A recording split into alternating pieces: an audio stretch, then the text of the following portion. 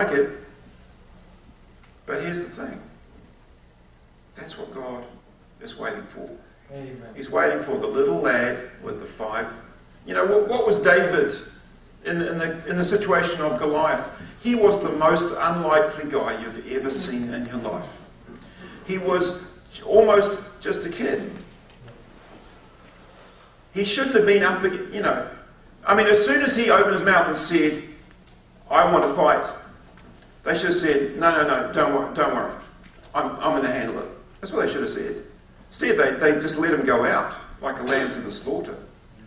They probably all figured he was going to die. Nobody, not even his brothers, stood up and said, I'll take your place, David. Don't worry about it, buddy. King Saul didn't move a finger. Just offered him his armour, which was useless. Thanks for that. So, David, why is David's reaction different? I tell you, David had something incredibly valuable that is the thing that gives courage to many prophets, and has to do so. Many who speak up for God, I won't say prophets, many who will give God's message in this hour, and in any hour that we look through history. And what is that thing? It's a kind of indignation. It's a holy indignation. David came along, and what does he says? This is completely unacceptable to God. We cannot have this.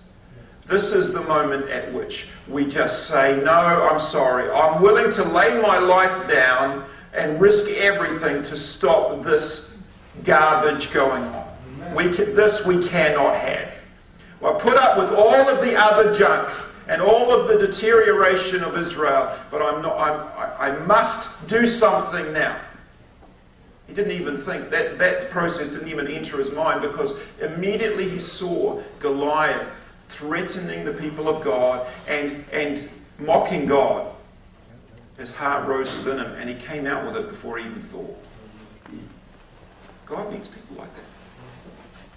Those are the people who stand up and make a difference, and you say, Can I do that? Yeah, I want to say, you're the very person. Doesn't it just say a little lad with 5 loaves? Who preached the sermon to Balaam in the Old Testament? Well, it's a donkey. God didn't complain. He says, at least I've got somebody. Amen. That's right. Most of the guys that are used by God, I want to say this to you. You could write a list of faults about them, and so their detractors used to do it. You know, John Wesley, I mean, you can just, you can go back and find the records of what people said about the guy. Just running him down and talking about as, useless at this and useless at that, and went over to America and failed at being a missionary, and, got himself into all kinds of trouble. Had to rush back home on the next boat and everything like that, left in a terrible state, and that's all true, God just used that guy to bring one of the greatest awakenings England's ever seen. He wasn't a perfect man. He was just the little lad with the 5 loaves. What are the 5 loaves? The willingness to stand up and speak. That's right. What does David have? He just has 5 little stones.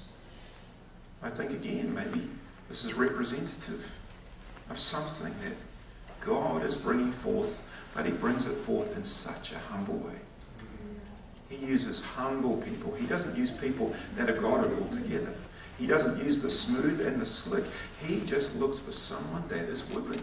And most of us have not been willing to open our mouths because we know the cost.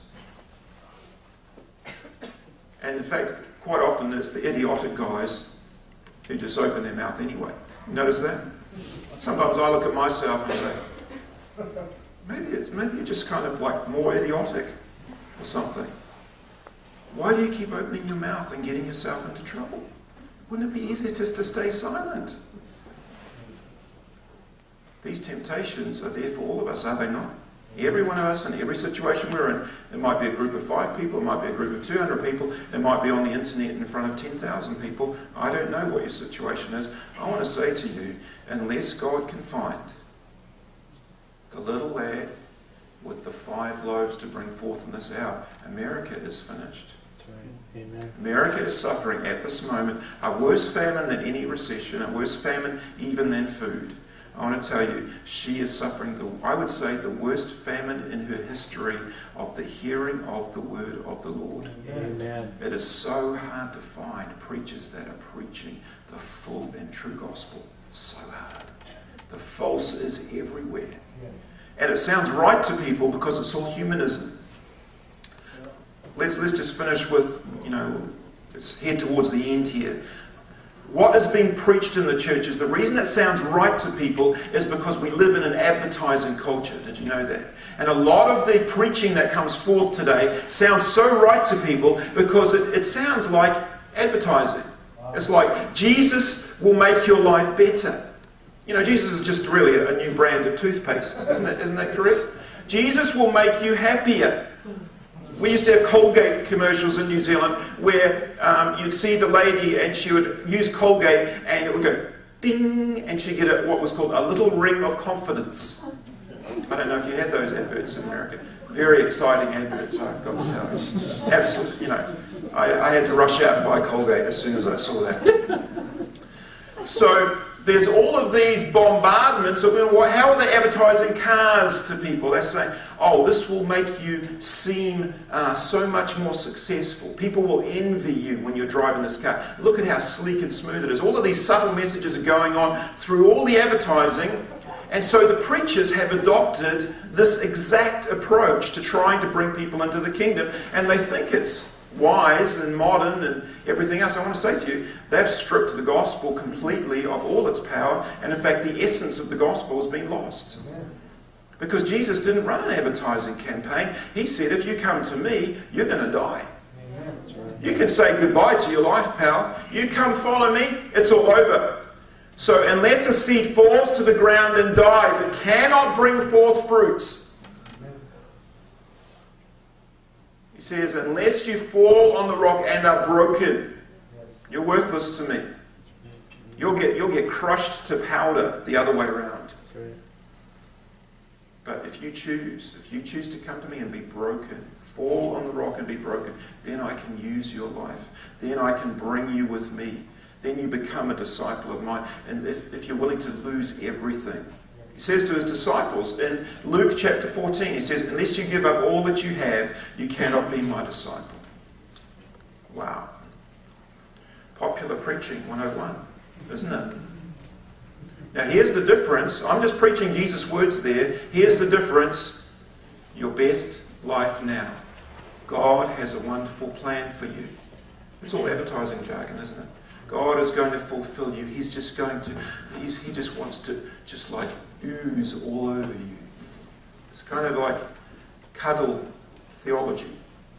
Now a lot of people are missing something in their lives. They actually are missing the love of God. Do you know how you get the love of God in your life?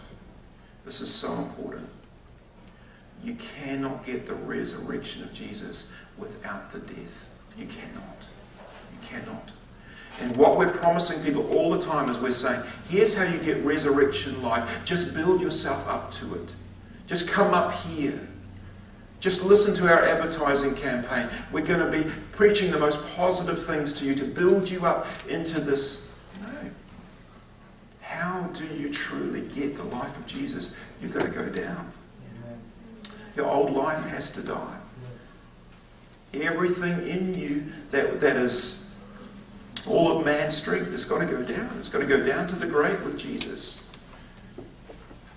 He says, if you would follow me, any man would follow me, he says, let him take up his cross and follow me. The exact opposite message. Exact opposite. And we've got to choose whether we listen to modern advertising methods disguised as gospel, which is no gospel at all. What does it produce? It produces lukewarm Christians who are always after their next fix of happiness. You notice that? And always complaining to the pastor if things are not quite right. You go and ask the pastor who's making his life hell, which is usually a truckload of people. You know, pastors have the most miserable job on the earth, just about. And I say that straight out to pastors, most of the people you think are saved are total non-Christians. They just sit in your church. They're never truly converted. They don't bring forth any of the fruits of conversion, true conversion in the Bible. They're totally unconverted and they complain at you every day. And you put up with them because you think they're Christians. and they're not.